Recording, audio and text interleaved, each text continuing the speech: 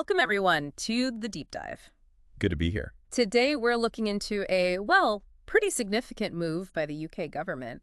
It's all about executive bonuses at water companies. That's right. We've been looking at some articles and interview clips discussing this new development. And our mission really is to unpack what this ban actually means, why it's happening now, and, what the potential ripple effects might be for the industry and for you. It definitely feels like a big step. It seems connected to years of, well, public frustration building up. So what actually happened? What's the mechanism here? Okay, so the government passed specific legislation. It's called the Water Special Measures Act 2025. Right. And this new act gives of the water, that's the water regulator, quite a bit of new power, real teeth, actually. Power to do what exactly? They can now block bonuses. For executives at companies that fail on key environmental standards or financial ones, or even if the company gets involved in criminal activity. Wow. Okay, so it's not just guidance, it's direct intervention in pay. Precisely.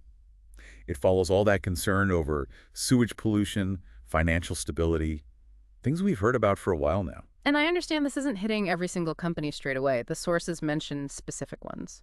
That's correct. For the 2024-2025 financial year, executives at 6 major water companies are banned from receiving bonuses under this act. And those are? Let's see, the list is Thames Water, Yorkshire Water, Anglian Water, Wessex Water, United Utilities, and Southern Water. Okay, quite a few of the big players. And why them specifically? Well, the sources make it pretty clear. It's down to serious pollution incidents and generally poor performance metrics compared to the rest of the sector. Which really highlights that stark contrast, doesn't it? The sources talk about that quite a bit. They do. On one side, you've got this major environmental issue, huge amounts of sewage being discharged into rivers, into the seas. For years now. Record pollution levels mentioned for the last decade. Exactly. And then on the other side, you look at the executive pay. Yep. Despite all the pollution, executives in the sector received, well, substantial bonuses. The figures mentioned are 112 million over 10 years. 112 million, wow. Yeah, and 7.6 million just last year alone, even while these problems were, ongoing or getting worse. And it wasn't just the environment, was it? The financial side was also shaky for some. Definitely. The sources flag Thames Water specifically, heavily indebted. Facing potential temporary nationalization, even. Yes, exactly. That was on the table. And yet, bonuses were still being paid out. Yeah. So this act, it really tries to link pay directly to, well, actually doing the job properly environmentally and financially. Looking beyond just these companies, what are the sort of broader implications here? This feels like it could set a precedent. Oh, absolutely. It's a very clear signal about accountability for utility companies, especially those running essential services. Holding them much more directly accountable, perhaps? I think so. It could push for much greater transparency. Companies might have to be clearer about how they justify executive pay from now on. And maybe a rethink of pay structures across the whole utility sector, not just water. It could trigger that, yes. And it also sort of opens up bigger questions, doesn't it? Like what? Well, about the future. Will we see even tougher regulations? Does it make people question the whole ownership model for critical infrastructure? You mean pushing towards public ownership again? It could certainly fuel that debate.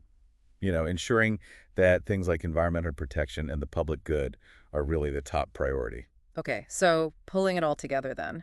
This bonus ban seems like a direct, targeted response. Yeah, to the environmental mess and the financial worries in the UK water sector. The government's basically saying, look, if you're failing on these fundamental responsibilities, polluting rivers, executives shouldn't be rewarded, trying to tie pay to performance. And for you listening, this really matters because it touches on corporate responsibility for services we all absolutely depend on.